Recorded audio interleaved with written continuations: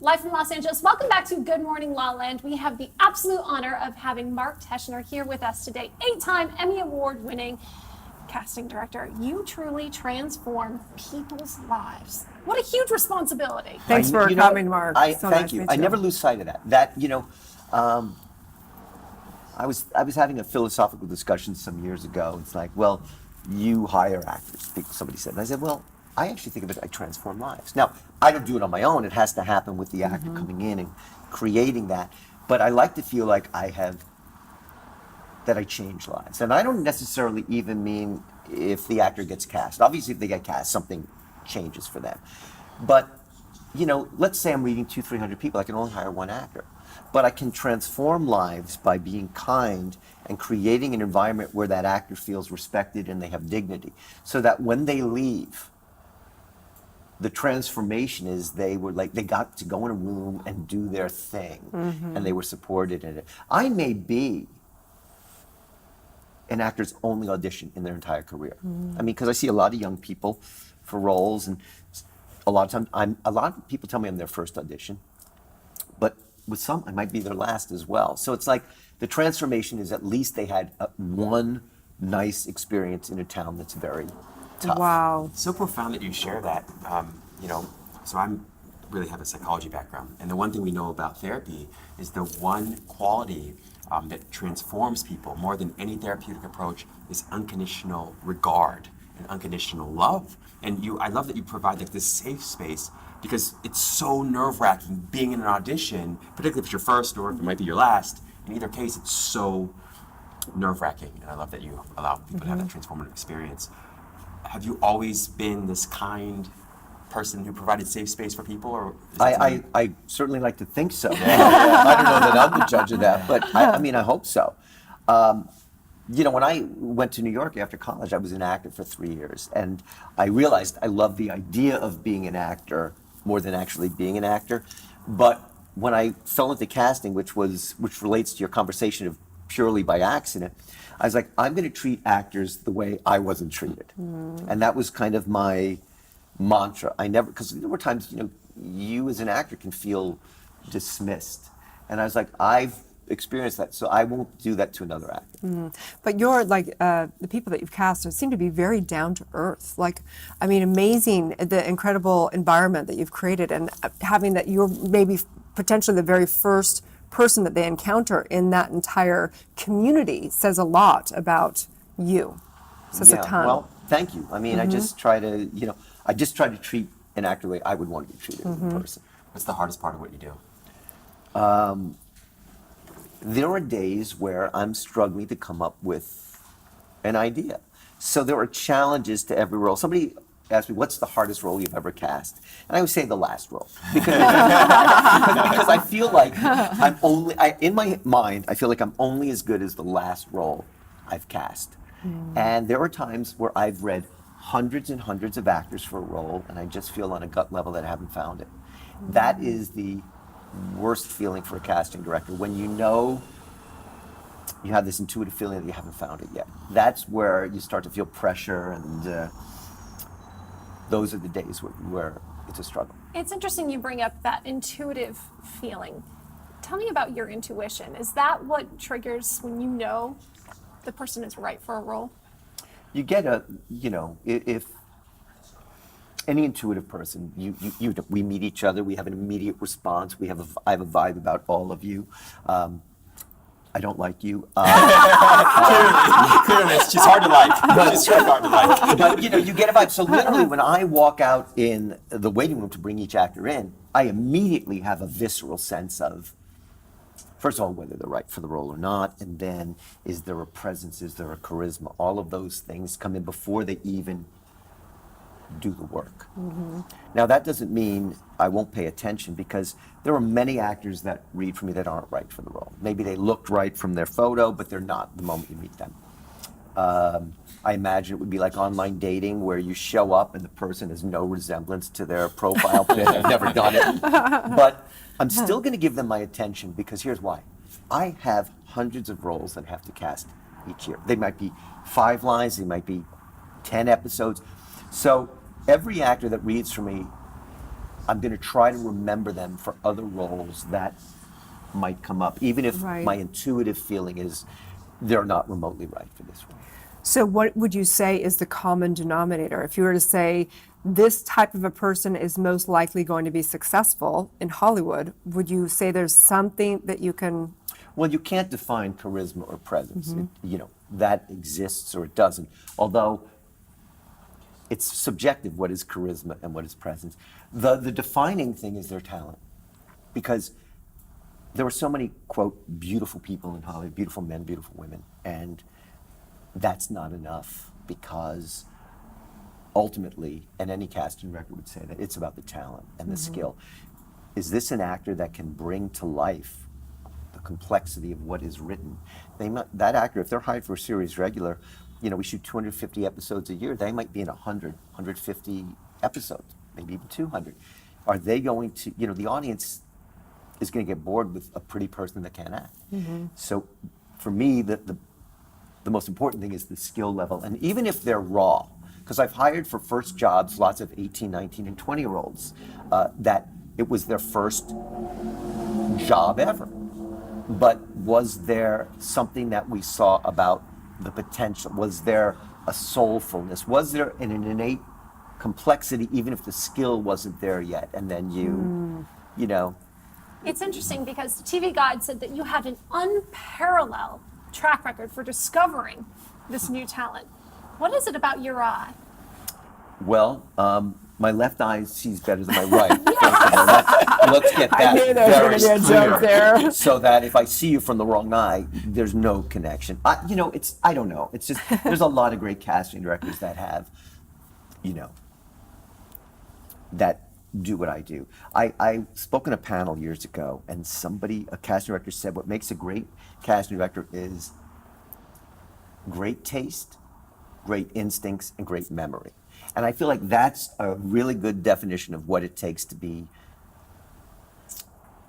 a really good casting director. Well, and great energy, which you clearly have. You so kindly welcomed Focus TV and the Focus Magazine crew, including myself, into your office. And I have to say, I was so excited. I was a little nervous, and we just walked in, and you were just so present and so gracious and so grounded, attentive. I don't know how anybody couldn't walk in and shine. And here's a little look at our experience Oh my here. God. Yes, it was so much fun. He's got 8 Emmys lined up. Wow, Look look at that. Beautiful. It's incredible. How did you feel the moment that you got those Emmys? It's funny. I love what I do. So the Emmy is the icing on the cake. I would say that the first year I won, after having been nominated 3 times and not winning, that was a relief because I was the catalyst for creating the casting Emmy in daytime. It took me 5 years. And then to not win it the first 3 years was like, I felt like, it was a little discouraging. And then to finally win, that was the monkey off the back. And then I would say, each feeling is different. I would say a couple of years ago, I took my daughter Amelia with me to the Emmys, and then winning with her there. Oh. And my favorite moment of that is people at the table took pictures of her watching me, and just to see the joy and excitement. That was my other favorite Emmy moment. But it's icing on the cake. Right. When you love what you So do. we have to ask, with everything going down in Hollywood around, casting couches and, all the crazy insanity stuff going on. What do you think? What do you think about everything? What do you think about the movement of, I think it's a very Time's Up Now? empowering time, and it's a great movement. And You must have been like, shh, thank goodness I didn't do anything. well, right? I'm sure I everybody mean- feels that way. But it's sort of like some of the things are really horrible that you hear, and you almost can't believe them. But they're true. But there's an awareness like I've never seen, and I just think it comes down to respect. Right. Well, you've got great energy, thank incredible energy, so dynamic. coffee. And really great father, and just so transparent. It's really refreshing. Thank you so much for My pleasure to being be you here. and coming and taking time for us here. I love yeah. it. Any time I can get the word out to actors about the biz, you use the word authentic. I tell actors, you have to be so authentic when you come in the room. Be who you are. Own that. Don't try to be what the casting director is looking for. You show me. what I'm looking for. Wow. Have you ever gone, I mean, because I'm sure there's people out there like, have you ever gone to a dinner, somewhere and just been sitting in the bar and met somebody and been like, I think this is the person I want to cast? Does that ever happen? Not really, because they might not be actors. It's funny, I'm a very social person, but I'm always nervous about going up to somebody and saying, are you an actor? Because they probably get asked that by everybody who's not a producer or whatever. So I'm so guarded. Interesting. Years ago, I saw an actor who I thought was an actress in Banana Republic. This was like 20 years ago. And she happened to be viscerally perfect for a role I was casting. And we actually ended up, she was an actress, and we tested her and she didn't get the role. But I was so nervous about going up to her that I went to my wife at the time and said, can you come up to the counter with me? So that I was like, hi, I'm legit. This is my wife. I'm not an actress. Here's my card. It's a real card, So, but I don't do that a lot. No, I'm sure not. So I'm wondering, what's next for you? I mean, 28 years in casting. Where do you see yourself in the next 5, the next 10? What would you like your career to be? Well, I'd like to cast for another 28 because I love what I do. I don't necessarily have a plan. I've always gone on, I love what I do. That path takes me to wherever it is. And I love casting and I love working on the show. It's my favorite job. I mean, I've been a casting director for 36 years, and 28 of them have been with General Hospital, and I love it. So I'm just thinking about tomorrow without necessarily having a specific game plan. It's incredible how love that. present you are with that. So many people are so focused on, this is where I want to be, and you're just so incredibly present and grateful Right. for I where I would you imagine, are. yeah, it's so true. You feel that immediately when, as soon as I met you, I felt that. And I wonder, that's got to be a huge part of what makes you such a talented casting director, is that you're able to sort of perceive things that maybe other people miss because they're distracted. Do you find that to be the Well, case? hopefully most casting directors don't get distracted, but definitely, it's that gut instinct part of, casting is subjective. You could put 5 casting directors in the room and we might not like the same actor. So the only thing I can go on is trusting my taste and hoping that whoever I work for feels the same way. And in 28 years, I've been through, about 5 executive producers. I don't try to change what I'm doing. I just do my thing. Each producer has their own taste and sensibility, so you get to know that a bit. But at the same time, I don't want to lose my sensibility, so you find a commonality. And so sure. I don't think about, oh God, a new producer's coming in. What do they like? I bring to them what I like, and So if someone's out there Right. and they want to get casted by you, how would they go about that? I would say show up at my place with Sunday brunch. Call me 3 a.m. in the morning. Those are usually the ways to Shop at get in Banana the show. Republic. Shop at Banana Republic, where the sweater came from. No, I just did a works. plug. Are they going to send me stuff? 'Cause, so. I'm going to Right? work. I'm going to go in. So on that note, It's just, it's about the hard work. It's about doing the work. I heard this statistic. I don't know if it's like there's 100,000 actors in Los Angeles and like 300 casting directors, something like that. And maybe it's a little extreme on that, but the point is there are many actors for not enough roles. So an actor has to understand they're not going to get in on every role that they feel they're right for. And it is a struggle. But if they stay true to the love of acting and the craft, as opposed to I'm here to make it, which is an impossibility, that will keep them going. And the other thing I tell actors is, we live in a world where when I first started in casting or at General Hospital, nobody had a camera, nobody had a phone, nobody could create a demo reel. It was always, well, I'm waiting for the producer to get me the footage. And whenever I hear that, I'm thinking, you're never going to get the footage. It just doesn't work out. We actually live in a time where an actor can create something. So instead of wait, they need to create. Whether it's shooting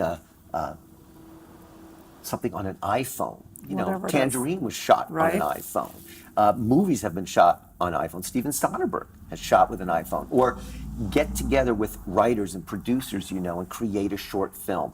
Because if you're creating something, you're actually, you're getting to act, which makes you a better actor, but you never know who is going to see something that you've created. So I feel like that's the way to approach it. I love that. Well, we have to take a break. Sure. But just listen. Don't wait. Just create. Right. So when we come back, That we're sounds here. kind of quick. One, but it's it a is. great. That's But the it is tweet. tweetable. That's the You know? tweet of the day. Don't wait. Just create. So when we come back, welcome back to Good Morning LaLa. We're talking about transformation and how these two amazing people came together in their one moment that shifted and transformed their lives. So cool. I love the story. Oh, thank Did you know all that about the guys? I didn't know the background of the, emotional breakdown. In your opinion, what happened during that audition when she spoke to the woman in white? Okay, well, first of all, in my 28 years there, it was the strangest role I'd ever had to cast. Character's name was Woman in White. I don't think you even had a name other than Woman in White. I didn't for like 8 weeks after shooting. And it was this very ethereal role with rhyme and poetry. It was a complicated role, and one of the most challenging, because you had asked earlier what's the challenging role. But I remember the callback, the final callback. We were in the producer's office. I read with the actors, and it was a room of producers. And I very vividly remember your audition. You took your shoes off, and then at one point you came to me and you kneeled down and did the scene, half of it like on your knees. And when you left, Made a strong choice there. but here's the beauty of it, and it relates to kind of what you're talking about, where an event happens. And when you left, aside from that, you're a lovely actress. The room was so connected, and the writers were in the room too. They were so connected to the fact that you did all that and connected on the knees. Nobody had done that, and it was so spontaneous and in the moment. And it's a great example of, you talk about paths and, oh, this happened and that happened. You did the work. Things don't spontaneously happen if you don't do the work. But you did the work, and something in that moment became very real and authentic. It's not like I know for a fact you weren't rehearsing, I'm going to take my shoes off and getting down on my knees. But it was brave. It was very vulnerable. And it basically was the catalyst for the conversation that got you the job. And it's nothing you planned. It just, something happened. There was something very authentic about the moment. And that's a great example of sometimes you just have to take a chance and go on this gut instinct. And it's one of the auditions that obviously I can't remember every audition, but it was one of the auditions that I totally remember. Yeah. Yeah. I think that was why I was so wrecked afterwards, because everything that I did in the room, every time I went in to audition for you, something different came out. And I treated it like Shakespeare, and I every night would really work with it. So what I did in that final callback, I left and I was like, what did I just do? I took my shoes off, I was kneeling, and it was so vulnerable that I think that's why I bawled. Like, it really evoked some crazy emotion out of me. Wow.